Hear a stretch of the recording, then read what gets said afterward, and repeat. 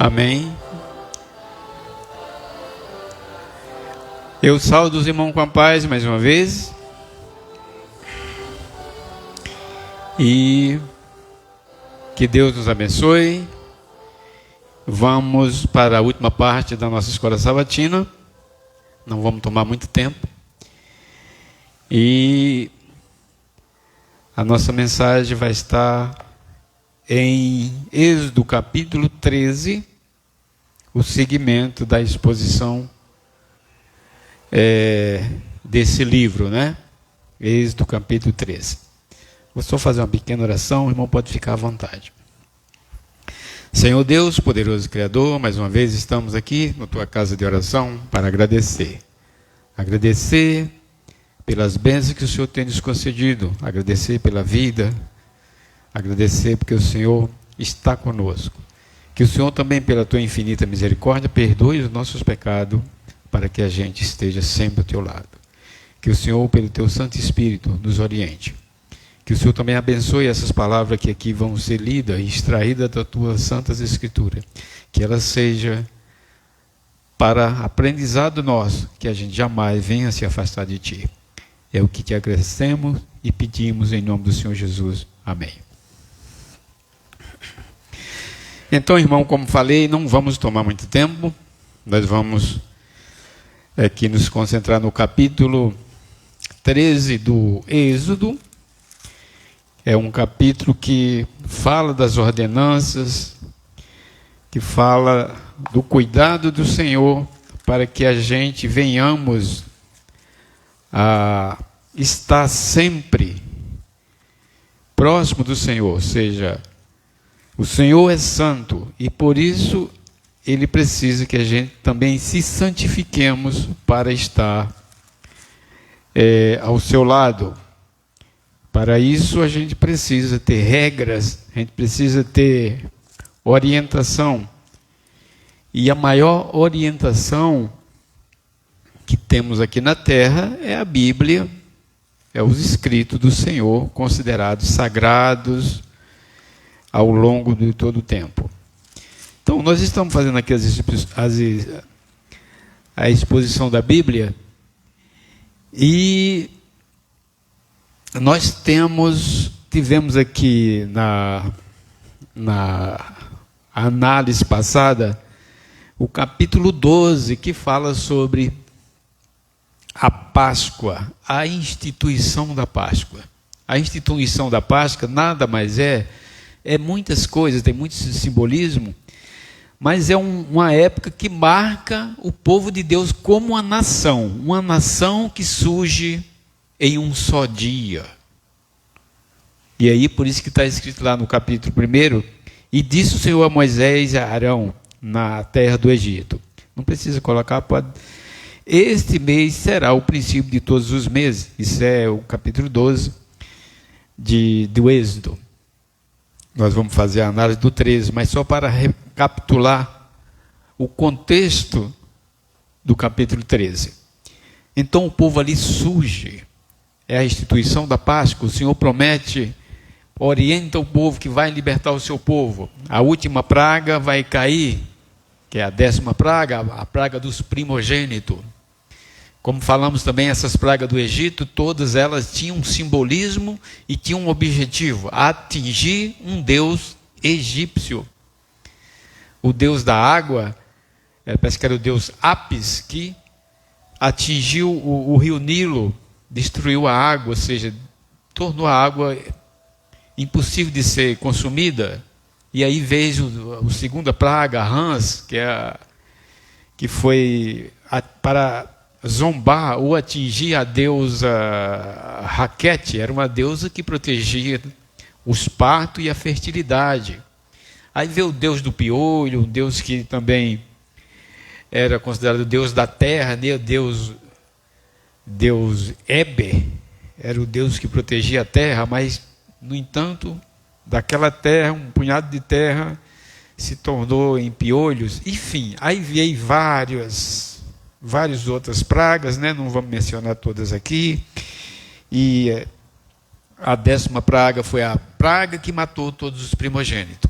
Moisés ali sabia que a partir daquela praga o povo ia ser liberado para sair daquela escravidão. E aquela noite foi uma noite de muita movimentação, porque o povo saíram às pressas, e para isso teve toda aquela cerimônia de matar o cordeiro representava Cristo, era colocado nos umbrais da porta, quem estivesse do lado de dentro daquela porta estava protegido, era um simbolismo de Cristo, ou seja, Cristo é a porta, e quem entrou naquela porta e ficou, e estava protegido com o sangue do cordeiro que representava Cristo, também foi poupado daquela praga. E hoje nós estamos também protegidos se estivermos na porta, do lado de dentro da porta. A porta é Cristo. E para isso, muitas coisas aconteceram para poder o povo ser liberado.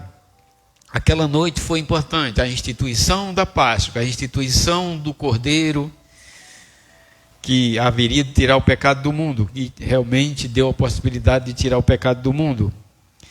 Aquela noite foi uma noite especial. Vemos no capítulo 42, no versículo 42 do capítulo 12 do Êxodo, que diz: esta noite se observará ao Senhor, porque nela retirou a terra do Egito. Esta é a noite do Senhor, que devem todos os filhos de Israel comemorar nas suas gerações. Essa noite é a noite de 14 de Abib do calendário. Geralmente é também a data da ceia, né? É interessante essa observação, é a noite do Senhor. Então, ao fazer a ceia, é importante que a gente faça uma reflexão e conserve aquela noite como uma noite especial, porque foi a noite que o Senhor libertou o seu povo. Há uma perspectiva também de que é em uma noite que o Senhor virá. Diz que o sol nascerá à meia-noite. Algo diferente vai acontecer quando o Senhor vier. Existem algumas citações bíblicas que diz que o Senhor virá à meia-noite. Mas deixando o versículo, o capítulo, 12 para trás, e seguindo com o capítulo 13, aqui o povo de Israel começa a receber instruções para caminhar junto com o Senhor, já que eles estavam no Egito, escravo, não tinha como seguir as ordens do Senhor, ele estava sob a tutela do faraó, mas agora o Senhor estava sob a liderança do seu povo, uma nação inteira surge ali, e é por isso que diz, esse será o princípio de todos os meses. Todos os meses de quê? Da nação israelita. Então, o primeiro versículo diz, bem, dá um contexto aqui do que é o capítulo 13. O capítulo 13, ele tem 3 situações. A primeira parte fala da consagração dos primogênitos. Assim como o Senhor veio uma praga para acabar com os primogênitos dos desobedientes, o Senhor queria agora que todos os primogênitos da casa fossem dedicados a Ele, para servir, ou para ser um exemplo, né, na família, digamos, para uma melhor compreensão. Depois o Senhor, surge aqui o Senhor como guia do povo, é a última parte do capítulo, a partir do versículo 17. O Senhor surge como guia do povo, o Senhor conduz o povo pelo deserto, sob a sua proteção. Mas vamos para o capítulo 1, como estava lá, que diz assim, consagra, disse o Senhor a Moisés, consagra-me todo primogênito, todo que abre a madre da sua mãe, entre os filhos de Israel, tanto o homem como de animais, é meu. Disse Moisés ao povo, lembrai-vos deste mesmo dia em que saísse do Egito, da casa da servidão, pois com a mão forte o Senhor vos tirou de lá, portanto não comereis pães de levedade. Aí já é uma citação sobre um simbolismo do pecado, que era o fermento, para que as pessoas não comessem fermento naquela época. O fermento é como um simbolismo de uma mentira, né? Você sabe que o fermento, você bota um pouquinho de fermento num bolinho, nada ele cresce, né? É uma coisa falsa, né? O fermento é como se fosse uma coisa falsa. E nesse simbolismo, era para os israelitas não se alimentar de alimento, era para o povo se lembrar do que passaram. É assim, Deus cria algumas situações, algumas cerimônias para a gente fazer, que é para a gente lembrar. Você não vai lembrar de uma coisa se você não criar uma situação, né? Por exemplo, se você vai comemorar o aniversário de um filho ou de alguém, fica marcante, você fica lembrado o tempo inteiro porque teve uma cerimônia, né? E aí você fica lembrando. Eu acho que alguém aqui já foi a algum casamento, já foi a algum aniversário, e lembra até hoje, olha, foi assim, os detalhes. Então as cerimônias do Senhor tinham como objetivo fixar a mente das pessoas. Criava uma cerimônia para que as pessoas não esquecessem. Naquela época não tinha mídia, né? Não tinha imprensa, não tinha como escrever as coisas. Tudo ficava na memória das pessoas. E aí Moisés lembra isso, para que vocês se lembrem que foram tirados da terra do Egito. Então, durante 7 dias, tinha essa cerimônia. Não encontrarás contigo, nem ainda fermento será encontrado em todo o seu território. Naquele mesmo dia, contarás a teus filhos, dizendo, esse é o versículo 8 que eu estou lendo, tá? Naquele mesmo dia, contarás a teus filhos, dizendo, e isto pelo que o Senhor fez quando saí do Egito. Está dizendo aqui, essa cerimônia seria para lembrar para os filhos. Quando os filhos perguntassem, por que estamos fazendo isso? Aí a gente diria para os filhos, é porque nesse dia a gente saiu da terra do Egito, a gente era escravo, a gente não tinha nenhuma liberdade, e aí saímos livre da terra do Egito. Portanto, assim, o versículo 9 diz, e será como sinal da tua mão, e por memorial entre os teus olhos, para que a lei do Senhor esteja na tua boca, pois com a mão forte o Senhor te tirou do Egito. Como você vê, tudo remete, capítulo 13, versículo 9, tudo remete para uma lembrança. Quando se perguntar, por que estamos fazendo isso? Por que estamos fazendo isso? Aí dirá para o filho, estamos fazendo isso por causa disso. E para que a gente não se esqueça. Coloca para a gente aí, filho, o capítulo 13, vê se você consegue. E isso seguiu de geração em geração. Os israelitas eram um povo de memória boa. De um modo geral, todo o povo, os antepassados, vivia de memória, na cabeça, não tinha livros. As coisas iam passando de geração em geração, porque era ensinado desde criancinha, porque essas coisas. E isto lhe será como sinal, sua mão e memorial em sua testa, para que a lei do Senhor esteja em seus lábios, porque o Senhor os tirou da terra com mão forte, poderosa. Então, essa era a grande preocupação do Senhor. Por isso, as cerimônias. A cerimônia, estamos aqui, por quê? É uma cerimônia, é um santo dia do Senhor, para que a gente nunca venha esquecer desse dia, para a gente saber que o Senhor criou todas as coisas.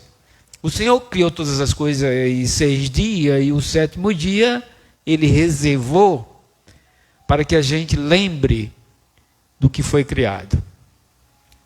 Então, é nesse sentido. E nesse sentido, com essas orientações, a gente se relaciona com Deus. Nós estamos se relacionando com Deus. A gente se relaciona todo dia, né? Com o nosso trabalho, a nossa família, os nossos amigos, nossos conhecidos, a gente está o tempo inteiro, de alguma maneira, se relacionando, seja por causa do trabalho, seja por causa de outra situação. E por que não a gente não ter um relacionamento com Deus exclusivo no dia de hoje? Hoje é o dia que a gente deve falar das grandezas de Deus. É o versículo 9 que a gente analisou, né? O 10. Portanto, guardarás essas ordenanças. Portanto, essas ordenanças será guardada tempo e ano a ano. Ou seja, de ano a ano deveria ser guardado, lembrado essa situação. Ou seja, a Páscoa lembrada de ano a ano. O Senhor, Ele foi o Cordeiro que morreu. Lá à frente Ele morreu, simbolizando essa Páscoa aqui. E, portanto, era importante a gente estar lembrando. O 11. Quando o Senhor te houver introduzido, segue mais uma questão de lembrança. Depois que o Senhor os fizer entrar na terra dos cananeus, e entrar lá, e vocês como jurou, né? Vocês a seus antepassados, ou seja, Deus jurou aos antepassados desse povo, né, dessa época, que iria dar a terra. Depois que o Senhor os fizer entrar na terra dos cananeus e entregá-la a vocês, como jurou, vocês aos antepassados, capítulo 12, versículo 12. Separe para o Senhor o primeiro nascido de todo o ventre. Todos os primeiros machos, todos os seus rebanhos, pertence ao Senhor. Isso era um simbolismo de que você está colocando Deus em primeiro lugar. Não é que Deus seja egoísta, que esteja querendo tudo para Ele. Mas era para a gente, é um simbolismo de que nós estamos colocando Deus em primeiro lugar. Ou seja, consagrar o primogênito para Deus, ou seja, o seu filho, né?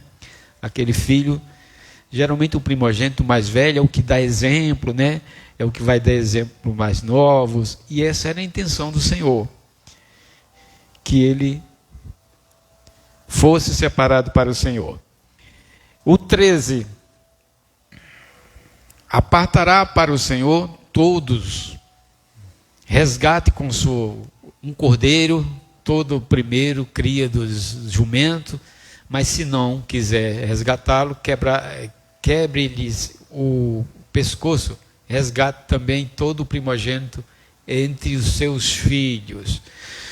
Ou seja, dos animais também deveria separar como se fosse para o Senhor. O 14.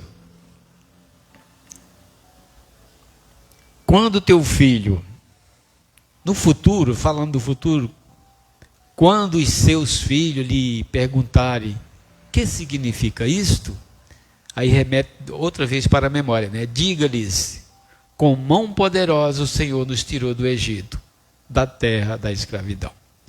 Então era sempre uma referência a Deus. Por que fez isso? Porque estamos fazendo isso. 15. E quando o faraó resistiu e recusou deixá-lo sair, o Senhor matou todos os primogênitos do Egito, tanto o homem como de animais. Por isso, sacrificamos ao Senhor o primogênito macho. Isso era dos animais, né? Claro. Não havia sacrifício humano, não. Naquela época houve sacrifício humano na história da Bíblia. O deus Moloque sacrificava seus filhos mais velhos. Mas, claro, no Senhor não, eram os animais.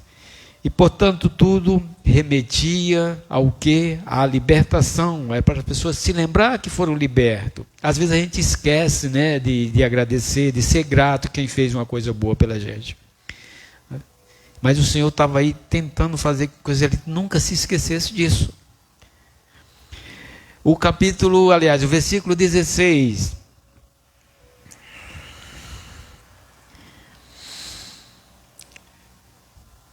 Versículo 16. Isto será como sinal na sua mão e por fronte, ou seja, nos frontais, está falando da mente, entre os teus olhos, porque o Senhor, com mão forte, te tirou do Egito. Ou seja, mais uma vez, lembrando que o Senhor tirou aquele povo do Egito, um povo que estava choroso, lamentando tudo, porque estava sendo oprimido, estava apanhando todo dia, sendo obrigado a trabalhar cada vez mais.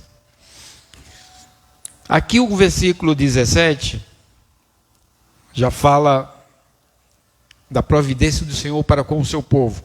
Deus guiará o seu povo, Deus vai estar com vocês nesse deserto, Deus vai passo a passo estar com vocês, vai providenciar tudo, não se preocupe. Versículo 17, que diz: quando o faraó deixou sair, o povo não os guiou pela rota da terra dos filisteus. Ou seja, Deus desviou o povo, não deixou o povo ir pela terra dos filisteus, porque era um povo guerreiro, né, que estava pela frente.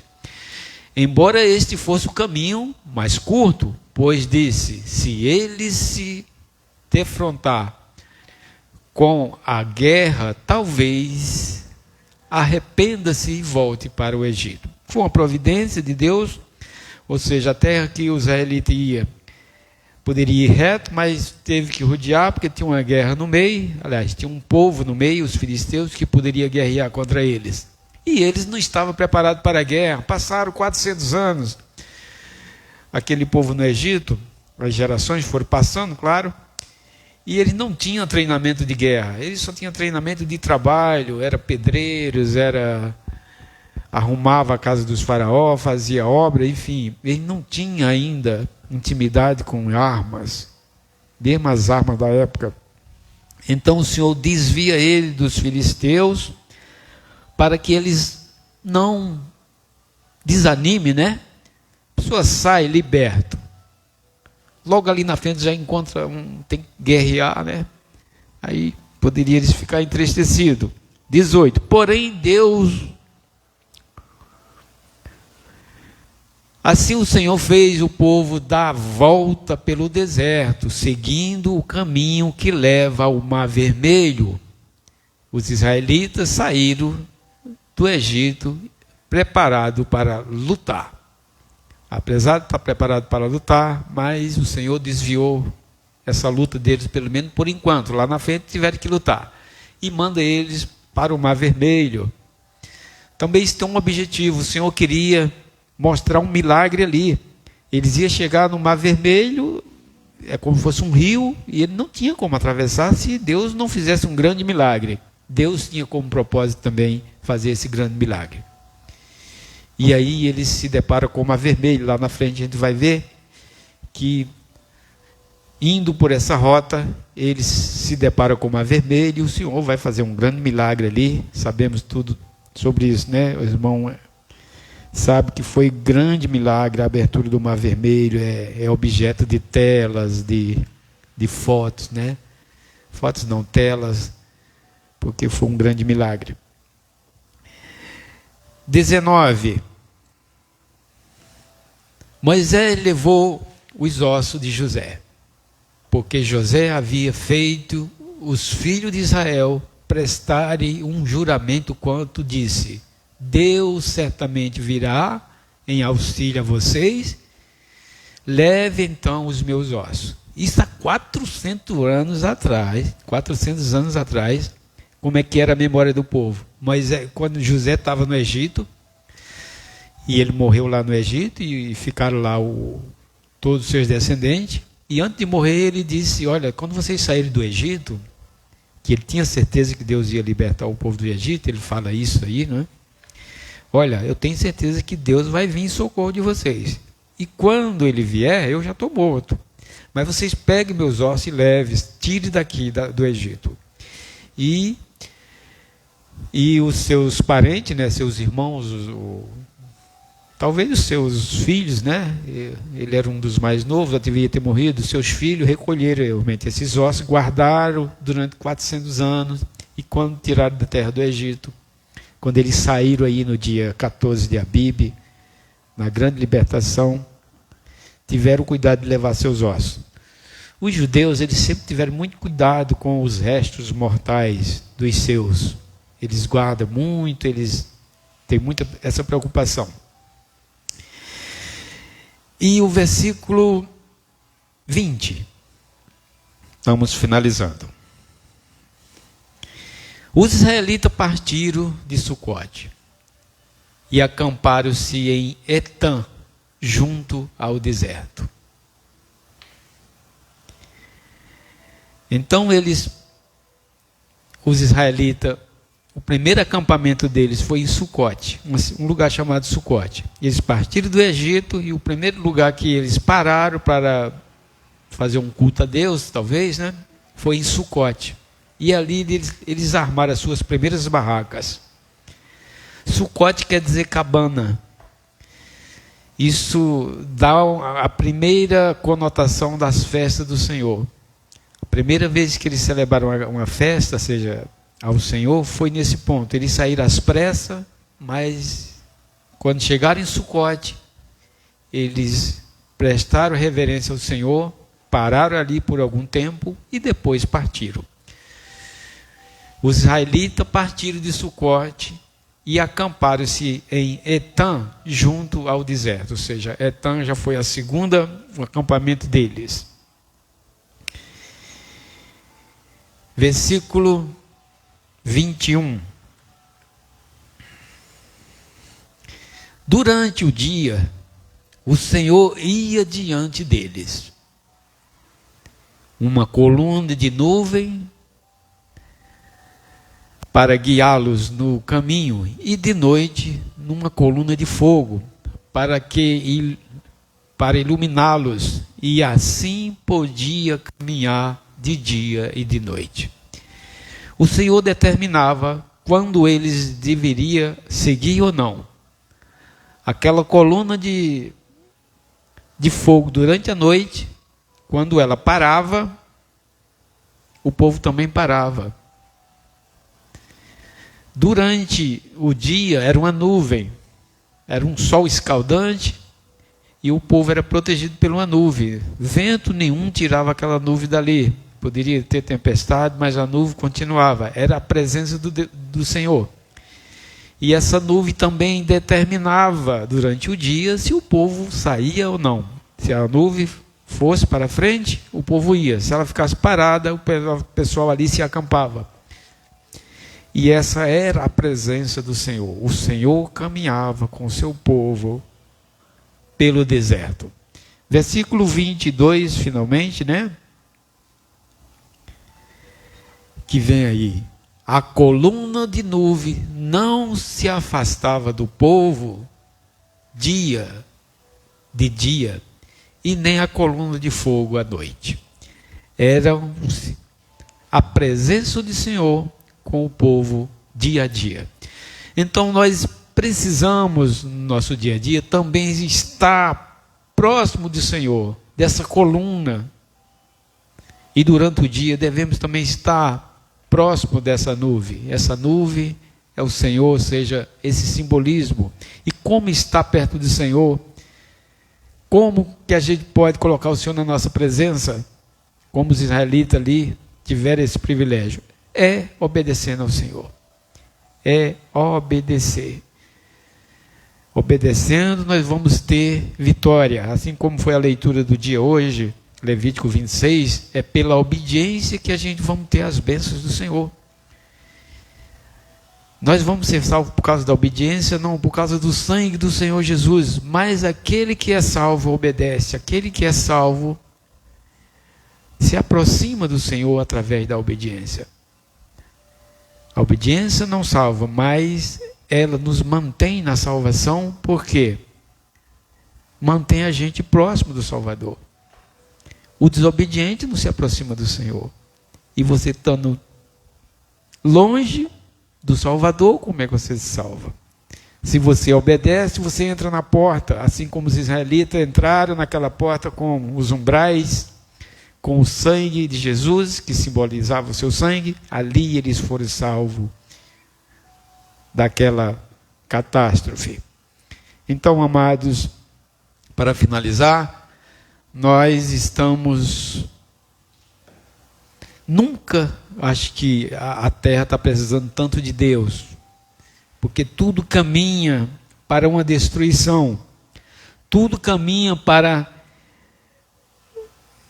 que essa terra venha se desfazer, como está em Malaquias capítulo 4, vai se desfazendo como uma bola de fogo, porque o mundo caminha, os seus moradores destroem a terra, e muitos tentam consertar, dizem que vai ter uma catástrofe por causa disso, por causa da ecologia, por causa da camada de ozônio, os gases que estão destruindo o planeta, a ecologia, tudo mais. Os poderosos se reúnem ano a ano para tentar fazer alguma coisa, reverter, mudar os combustíveis para combustíveis que não venham agredir a terra, porque eles sentem indiretamente e estão sentindo que alguma coisa vai acontecer.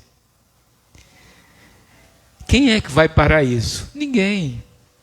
Porque a Bíblia diz que vai acontecer. Não adianta mudar os combustíveis, por isso ou por isso, vai deixar de usar gasolina, vai usar combustível de origem limpa, que não agride a natureza, para que nossos netos, nossos bisnetos consigam ainda ter a terra para eles. Mas não adianta. Isso são apenas intenções loucas, porque eles não levam em consideração o que está escrito na Bíblia. A terra vai ser realmente devastada, vai ser destruída. E só se salvará aqueles que fizeram um concerto com Deus.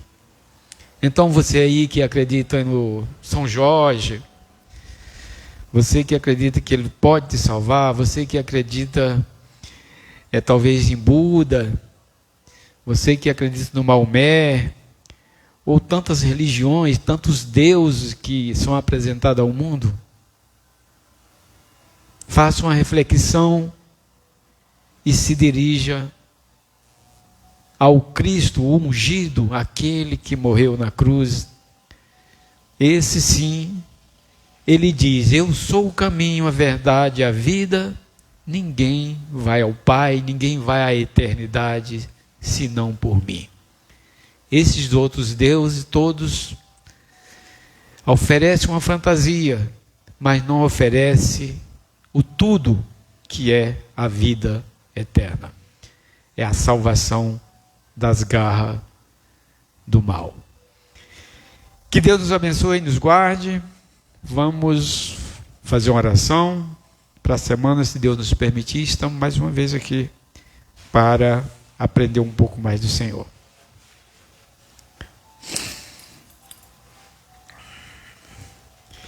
Senhor Deus, poderoso Criador, mais uma vez estamos agradecidos porque podemos e temos ainda a liberdade de abrir a Tua palavra e ler e se saciar das Tuas orientações. Que o Senhor, pela Tua grande misericórdia, continue, Senhor, nos dando a entender e também coragem para seguir segundo a Tua vontade. Que a gente jamais venha desistir dessa coluna que nos guia, que é o Senhor, dessa nuvem que nos protege. Que o Senhor continue nos dando coragem para vencer as adversidades desse mundo. Sabemos que esse mundo vai passar, mas o Senhor vai nos salvar pela Tua grande misericórdia. Acreditamos nisso. E por isso também é que elegemos nosso Senhor Jesus Cristo como nosso Salvador. Que o Senhor nos abençoe e nos guarde. Que o Senhor nos proteja nesse dia. Também abençoe todas as congregações. Abençoe o congresso, a reunião que está acontecendo em Brasília. Abençoa a tua igreja, teus pastores, teus dirigentes, para que o melhor aconteça para o bem da obra. Nada merecemos, mas eu confiando em Ti e Te pedimos essas bênçãos em nome do Senhor Jesus. Amém. Amém.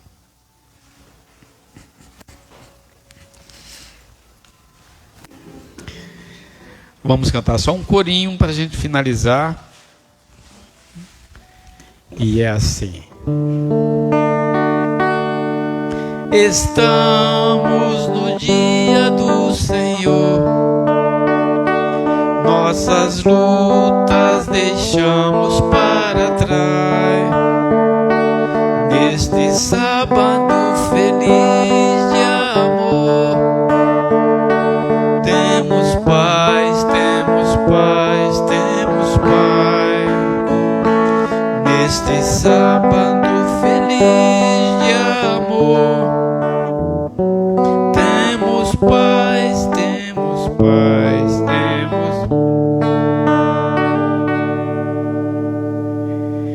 O amor de Deus e a companhia do Teu Santo Espírito repouse sobre cada um de nós, em nome do Senhor Jesus. Amém.